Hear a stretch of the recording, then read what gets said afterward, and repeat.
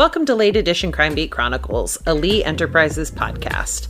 I'm Ambre Moton, the producer and editor of the show, filling in for Nat Cardona, who's taking some well-deserved time off.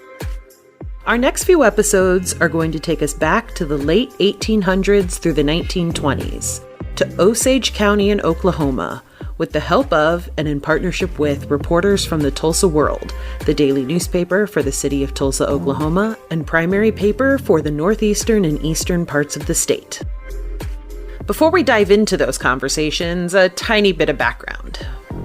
Over the next set of episodes, we are going to cover the Osage Reign of Terror, a series of murders of members of the Osage Tribe and those who supported them that took place in the 1920s. By all accounts, these crimes are committed by people attempting to gain control of the Osage's oil rights and the profits from it. We'll cover some of the history of the tribe, the crimes themselves, the investigation by the BOI, which later became the FBI, and later a look at the crime's place in pop culture, captured in books, newspapers, and the soon-to-be-released Martin Scorsese film, Killers of the Flower Moon, which was filmed in the same area that the events took place. But back to the beginning. I spoke with Randy Krehbiel of the Tulsa World, someone we'll hear from several times as we tell this story, about how the Osage Tribe ended up in what is now Oklahoma. My name is Randy Krehbiel. I've been at the Tulsa World since 1979. Came here as a sports writer and did that for about 13 years, switched over to news. And over the years, I've written a lot of things. Well, I've written about a lot of different subjects, but I've written a lot about history and the history of this era.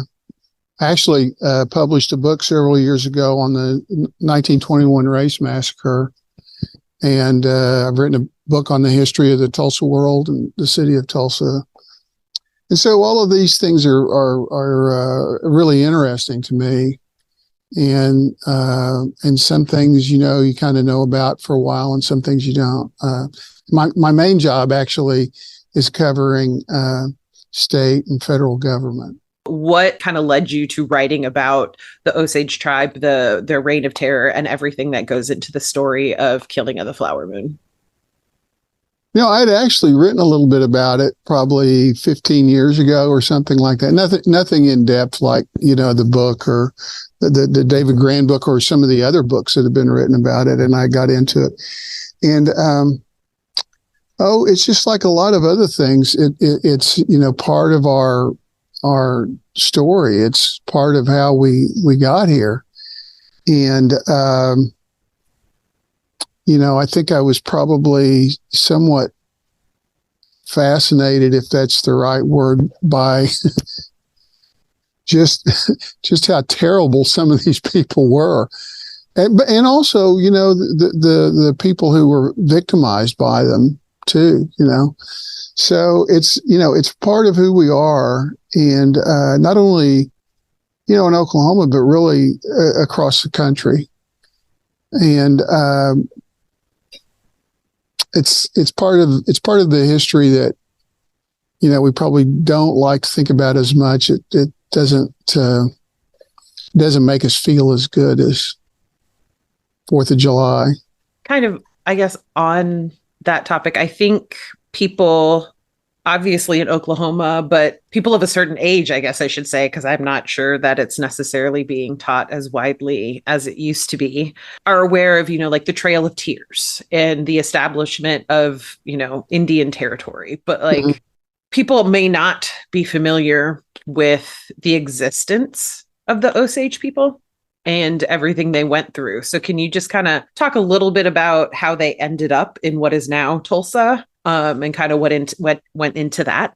The Osages originally were a very large tribe, and their sort of their home grounds, at least at the time of European encounter, was most of the state of Missouri and some of Arkansas, and then out onto the plains in Kansas and Oklahoma. And in the 1800s, then they were kind of pushed by treaty into an area in Missouri, and then into Kansas. And in 1872, they sold their reservation in Kansas and bought 1.7 million acres from the Cherokee Nation, and for their what became their final reservation. And because they bought their reservation, they owned it. They had a title to it. It gave them a little different status going forward, and it allowed them to get some concessions then when the state of Oklahoma was created, really in 1906, but Oklahoma didn't become a state until 1907. But by that time, they had been reduced to, just a few thousand people. All of that moving around and being squished together, and they'd undergone a lot of illness and so forth. So they were down, by statehood, they were down to fewer than 2,500 people living on the reservation. It's my understanding that the Osage land that they had, it wasn't, I guess, the most hospitable, especially when it comes to like agriculture. So how did they initially, I'm assuming they didn't buy it and then strike oil immediately. No, actually, yeah. So the story is that they actually chose that land because they thought it was the least attractive to white people, and they would be left alone. And the story that Chief Standing Bear tells, and others have told the story too, is that they sent out these scouting parties and they told them to throw their spear into the ground. And if the spear stuck, they were supposed to move on because it meant the soil was too thick and too rich, and there'd be white people coming for it. But if they threw their spear into the ground and it fell over because it had hit rock, that's where they wanted to be. And so the story is, again, that they actually chose pretty poor agricultural land. Now, it almost immediately didn't work out that way because it wasn't very good for farming, but it was very good for grazing. And they had, the cattlemen from Texas driving cattle up into Kansas. So they wound up, making a fairly good living off leasing their land to the cattlemen for grazing. That's a great visual, though. The story that you said, it was Chief Standing Bear, right? That he said about the spears. That's a great visual. We have to take a quick break, so don't go too far. How powerful is the Cox network? So powerful that one day the internet will let your doctor perform miracles from thousands of miles away. Connecting to remote operating room. Giving a whole new meaning to the term house call. Operation complete. The Cox network. With gig speeds everywhere. It's internet built for tomorrow, today. Cox, bringing us closer. In Cox serviceable areas, speeds vary and are not guaranteed. Cox terms apply. Other restrictions may apply. An important thing to note is that in 1887, the Dawes Act divided up communally owned reservations into privately owned allotments as a way to force Native Americans to assimilate, to make each member of the tribe an owner of 160 acres and selling the quote-unquote surplus land to non-natives. This made tribal members private property owners and effectively ended their communal way of living. Since the Osage bought their land outright, they were exempt from the allotments under the Dawes Act.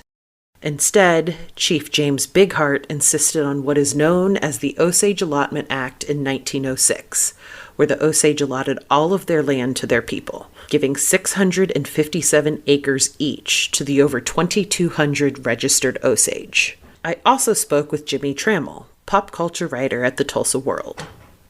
Hey, I'm Jimmie Tramel. I'm a pop culture writer at the Tulsa World, a newspaper in Tulsa, Oklahoma, and TulsaWorld.com.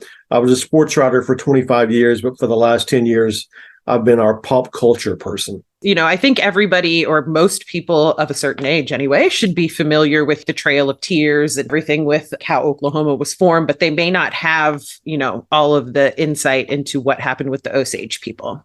What you just said is fascinating. And you said, should know, I think maybe the words you use. We should have known about this, but like the Tulsa Race Massacre of the 1920s, the Osage Reign of Terror occurred in the same era. And until recently, I think many people Oklahomans and around the world were not familiar with these things. Sometimes it takes pop culture to bring awareness to these things that the history books haven't told us. Like the movie, the HBO's Watchmen brought the Tulsa Race Massacre into the consciousness. And I think this movie, Martin Scorsese's Killers of the Flower Moon, is doing the same thing to bring the awareness to the Osage Reign of Terror. Yes, and thank you for mentioning the film. It is called Killers of the Flower Moon. Yes, filmed in Oklahoma, where on the same turf where the actual Osage Reign of Terror happened. At one point in history, the Osage Nation, it's a tribe, one of many tribes in Oklahoma. Prior to statehood, Oklahoma was known as Indian Territory because all the tribes had land here where their people could live, and maybe this would never be a state, but actually it became a state in 1907. But the Osage land, I think a lot of people would say, was not the best land in Oklahoma. But guess what? Oil was found under that land. And the Osage people became like the wealthiest people on earth overnight almost. And then what happens when money is involved is greed, betrayal, and in this case, even murder, where there were serial murders of the Osage because people wanted their oil money. It's funny how money can motivate people to do such heinous things, right? Yeah, brings out the worst in people in many occasions, and eventually you hope someone will step up and do right. But when you read the book Killers of the Flower Moon, you'll see that many people who should have known better were conspirators in this. What kind of wealth? Do you know how that translates, into terms to current day? Well, this kind of wealth, okay? When they would run out of gas in an automobile that they'd purchased, rather than just fill up with a new tank of gas, they would be so like, oh, here's a new car.